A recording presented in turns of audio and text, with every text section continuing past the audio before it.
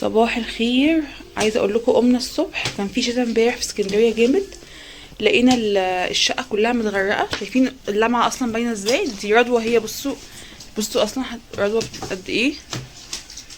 بصوا الشقه كلها بلا استثناء متغرقه. بصوا المنظر. بصوا شايفين قد ايه.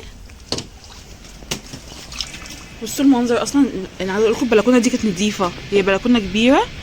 وبصوا والسجاجيد حطيناها هنا. شايفين المنظر عامل ازاي؟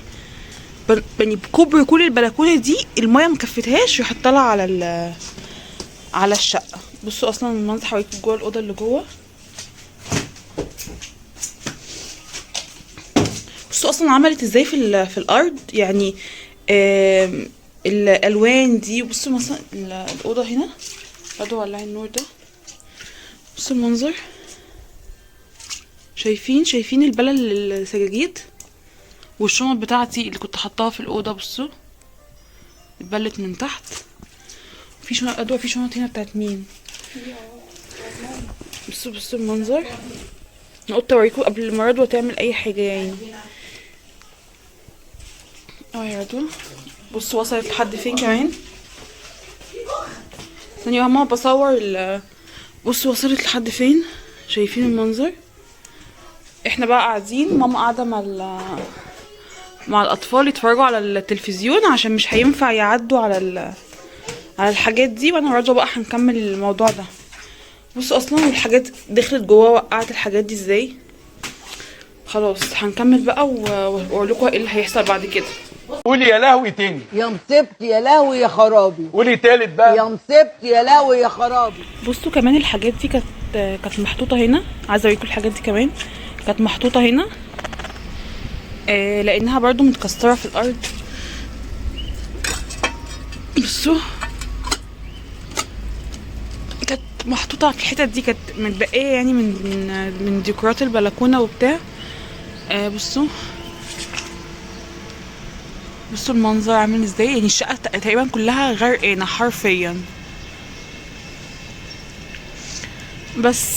بس كده. فاعتقد بقى هنخلص واوريكم عملنا ايه بعد كده. وهنكمل بقى الفيديو النص التاني. هنخرج بالليل وكده. وهنكمل الفيديو الجزء التاني. فيعني انا لازم بقى اقفل عشان اساعد رضوى في كل الحاجات دي. والله كانت زي الفل البلكونه لما جينا. بس يعني بقى من الطينه والنقل السجاد وكده. بصوا عملت ايه تقريبا يعني. باظت يعني. بس يلا بسم الله بقى ونبدا ونشوف هنعمل ايه. وعشان بقى خلصنا الحاجات بتاعت اسمه ايه ده الميه وكده.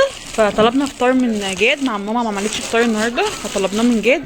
طلبنا بقى فول وفلافل وبطاطس والحاجات دي. فهنقعد نفطر وبس. ومشغلين بقى الحقيقه والسراب المسلسل المفضل عند رضوى. هنفطر بقى كده وبتاع ونعمل شاي بلبن بتاعنا ونكمل بقى اليوم. السندوتشات بتاعتي طلبت بطاطس بالموتزاريلا. انا عارفه ان انا من ساعه ما جيت مصر وانا بعك في الاكل. مفيش ريجيم زي تركيا بس ماشي. بطاطس موتزاريلا. وطلبت سندوتش فلافل بس كده. وليلى فطرت والاطفال كلها فطرت. واحنا بقى نكمل فطر. ثانيه ماما عايزه بقى تمسي عليكم كده وهي لسه بتغرف في الاكل. في قلقاس اهو تاني. خلاص يا ماما مبيناكي. مسي عليهم بقى. يلا اتفضلوا معانا وان شاء الله هتطلع في تكمله الفيديو. بس احنا لو خرجنا يعني هصورها لكم تاني وهي بتعمل بقى الاكل الجميل ده. ولسه في فيديوهات هتطلع معانا كتير وكده. بس بقى خلاص احنا حطينا بصوا عايزه اقول لكم الارض ايه يا ماما. بصوا الارض شايلين ازاي من الصبح البلاط وكده.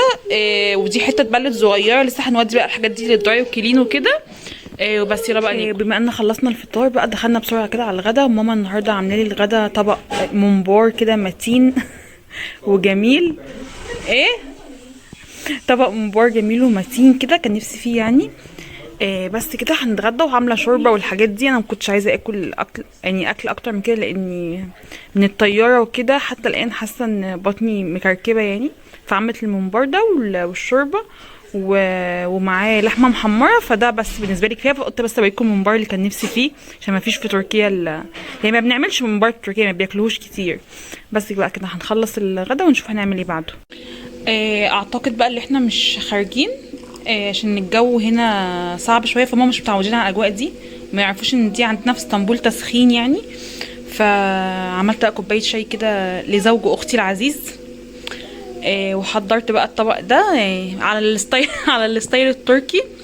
بس كده هقدمه له بقى كده، وهو قاعد يلعب مع الاطفال، سايبينه الاطفال وياكلوا في طبق بقى، ياكلوا في الطبق الجميل ده. عايزه اقول لكم اللي هو الوحيد اللي ليلى قاعده معاه لحد دلوقتي. تعالى هو جه معانا. ازيك يا احمد؟ ازيك يا رنا؟ عامل ايه؟ الحمد لله. شبه يا احمد صح؟ نفس التقطيع. نفس التقطيع خالص، نفس الدماغ. قول لي ايه في الشكل ده؟ ايه يعني دوق كده وقول لي. انا مش عارف اقول ايه والله. حلوه الملبسات التركيه دي. عندي يلا حلو ده. جميل. امسك الشاي بقى. جميل. حاجه اخر عظمه. حاجه اخر دلع. فين بقى الفلوس؟ $1. جيب $1. هنشرب بقى ونكمل ونشوف هنعمل ايه. اننا بقى مش خارجين خلاص، فقررنا نطلب اللي كنا هنخرج نطلبه بره وكده. فبما اننا في مصر بقى خلاص، فهنبطل رجيم، وهم هنا هيبطلوا رجيم. يعني هم جيت لقيتهم خاسين جدا، بس هم قرروا خلاص ان الشهر ده خلاص يعني هنفتحها كلنا. فطلبنا ام علي، فجبنا انت جايبه ام علي ورز بلبن صح؟ فطلبنا ام علي ورز بلبن من حد اسمه ابو ريشه. هو اسمه ابو ريشه. اللي عايشين هنا يا جماعه اللي عايشين بقى في منطقه جمال عبد الناصر والحتت دي وميامي وايه رضوى تاني وسيدي بش، اكيد هيعرفوا. هو اسمه مضحك او رضوى ابو ريشه. فاكيد ده مش اعلان، لان انا مش هعمل اعلان لابو ريشه خالص. بس طلبناهم بقى وهناكلهم. فاعتقد ان ممكن اعمل كوبايه شاي بلبن كده واكل معاهم ام علي وبس. بقى كده هنشوف بعد كده هنعمل ايه، وهصور لكم على طول. بصوا خلاص البيت كله نام، يعني احنا خلاص كده قعدنا ونيمت ليلى. اقفل ده بقى. المفروض دلوقتي بقى اخش الحمام كده اعمل روتين بشره، عشان الجو هنا عايزه اقول لكم ساقع. انا بتكلم بالراحه عشان كله نايم، الجو ساقع جدا. بس ثانيه واحده.